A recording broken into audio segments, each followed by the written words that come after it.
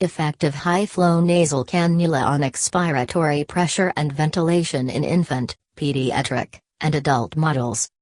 By Katie R. Nielsen, Laura E. Ellington, Alan J. Gray, Larissa I. Stanberry, Lincoln S. Smith, Robert M. DiBlasi via Respiratory Care Current Issue.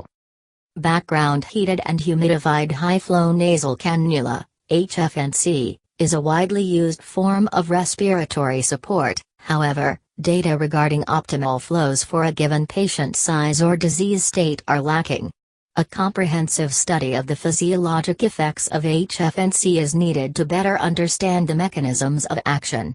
The objective of the current study was to quantify the effect of HFNC settings in age-specific, anatomically correct nasal airways and spontaneously breathing lung models.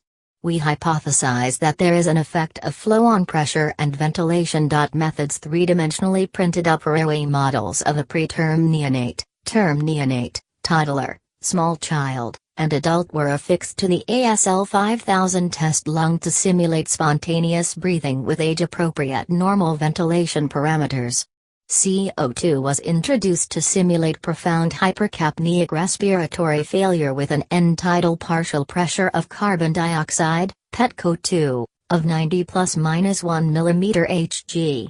Two commercially available HFNC systems were applied to the airway models, and PEEP, inspired CO2, and exhaled CO2, PetCO2, were recorded for 6 minutes across a range of flow.RESULTS. Increasing HFNC flow provided a nonlinear increase in PEEP in closed-mouth models, with maximum tested flows generating 6 cm H2O in the preterm neonate to 20 cm H2O in the small child.